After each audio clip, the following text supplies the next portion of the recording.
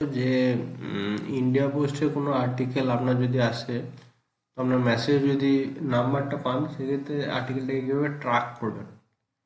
তো প্রথমে article number কোনটা জানি, এইটা হচ্ছে আর্টিকেল নাম্বার। এই বার কোডে যেটা রয়েছে, যেটাতে আমি আমার মাউসের পয়েন্টারটা দেখাচ্ছি, এটা হচ্ছে কিন্তু আর্টিকেল নাম্বার। তো যেখানে বারকোড থাকবে তার নিচেই দেখবেন একটা নাম্বার থাকবে। সে ব্যাংকের চেক বই হোক কি অন্যান্য ব্যাংকের এটিএম, আপনার কোনো সময় মনে হলো যে প্রয়োজনে একটু দেখি যে কোথায় আসছে, বা আপনি মেসেজ পেলেন, হয়তো জিনিসটা পেলেন না, তো তার রিয়েল টাইম লোকেশন জানার জন্য কিন্তু ইন্ডিয়া পোস্টের ওয়েবসাইটে পাবলিকের জন্য করা আছে। তো এখান থেকে প্রথমে বারকোডে এই নাম্বারটা কিন্তু তার আর্টিকেল নাম্বার, এই জন্য লেখা হয়েছে RW6683324444IN। এটা কিন্তু হচ্ছে এই আর্টিকেলটার নাম্বার। সুতরাং এই আর্টিকেলটার এই নাম্বার দিয়ে এই আর্টিকেলটা কিন্তু বুক করা হয়। তো আমাদেরকে এরপর দেখতে হবে যে এই আর্টিকেল নাম্বার দিয়ে কি করে আমরা এটাকে সার্চ করতে পারি, বা রিয়েল টাইম লোকেশনটা কি করে জানতে পারি। তো প্রথমেই আপনাদের মোবাইল ফোন বা পিসির আপনার ক্রোম ব্রাউজার কি অন্য যে কোনো ব্রাউজার আছে সেখানে খুলে নেবেন। তো আমরা এখানে ক্রোম ব্রাউজারটা খুলে নিয়েছি। খুলে নিয়ে লিখবেন ইন্ডিয়া পোস্ট। আমার অটোমেটিক করা আছে যদিও, ইন্ডিয়া পোস্ট আর্টিকেল ট্র্যাকিং বা ইন্ডিয়া পোস্ট আর্টিকেল ট্র্যাক, যা কিছু লিখতে পারেন। তো এটা যখনই ক্লিক করবেন, তখনই প্রথমেই এই www.indiapost.gov.in এর একটা ওয়েবসাইট আসবে, ট্র্যাক কনসাইনমেন্ট বলে। এটাতে ক্লিক করবেন। ক্লিক করার পরে এখানে কনসাইনমেন্ট নাম্বারটা লিখতে হবে, ঠিক আছে। তো ধরে নিন আমার যে নাম্বারটা আছে সেটা আমি লিখে দিই। ওখানে যে নাম্বারটা ছিল সেটা হচ্ছে RW,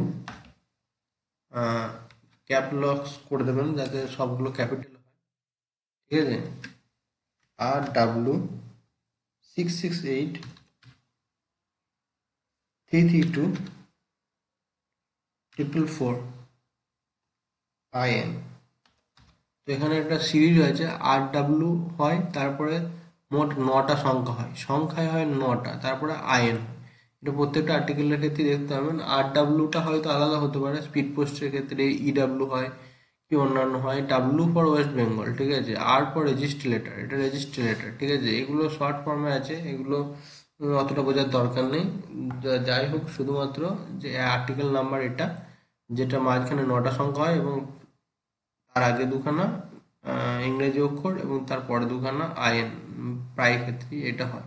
এবারে ক্যাপচাটা যেটা আছে সেটা ফিল করতে হবে, কি 72226, এটা দিয়ে এবার সার্চ অপশনে ক্লিক করতে হবে। সার্চ অপশনে ক্লিক করার পর হয়তো এই প্রবলেমটাই হবে, যে প্রবলেমটা আমি দেখাবার চেষ্টা করছি। হয়তো ক্যাপচাটা দেবেন, বলবেন যে আবার একটা ক্যাপচা দিন। তো সুতরাং আবার একটা ক্যাপচা আপনাকে কিন্তু ভরতে হবে। এরকম কিন্তু 5-6 বারও ভরতে হতে পারে, ঠিক আছে। তো আপনি এখান থেকে ক্যাপচাটা পাল্টিয়েও নিতে পারেন, যে আপনার পছন্দ হলো না ক্যাপচাটা পাল্টিয়ে নিতে পারেন। এরপরে এখানে কোনো একটা এভ্যালুয়েট করতে দিতে পারে। তো এটা যখনই করলেন তখন দেখুন আমার এই আর্টিকেল নাম্বারের কি পজিশন এখন চলে এলো।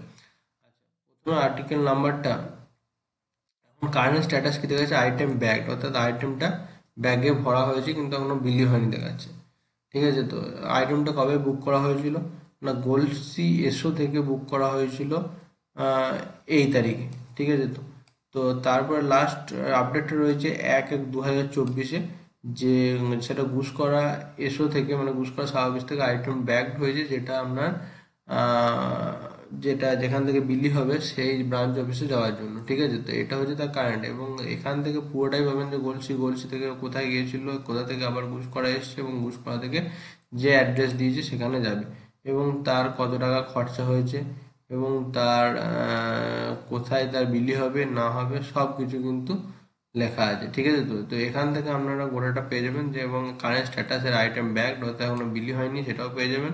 তো এটা কিন্তু আপনাদের ক্ষেত্রে খুব একটা কার্যকরী জিনিস, যেটা কিন্তু government of India, ministry of communication আপনার জন্য করে দিয়েছে, ঠিক আছে। শুধুমাত্র আর্টিকেল নাম্বার দিয়ে আপনি আপনার যে কোনো তথ্য, যেগুলো পোস্ট অফিসের মাধ্যমে আসবে, এটিএম, চেক বই, ভোটার কার্ড, আধার কার্ড, প্যান কার্ড, ঠিক আছে, তো যেগুলো আসবে বা যে কোনো চিঠি, সেগুলো আপনি ট্র্যাক করতে পারেন যে কতদূর এটা এসেছে। তো আজ এই ভিডিওতে এত পর্যন্তই। থ্যাংক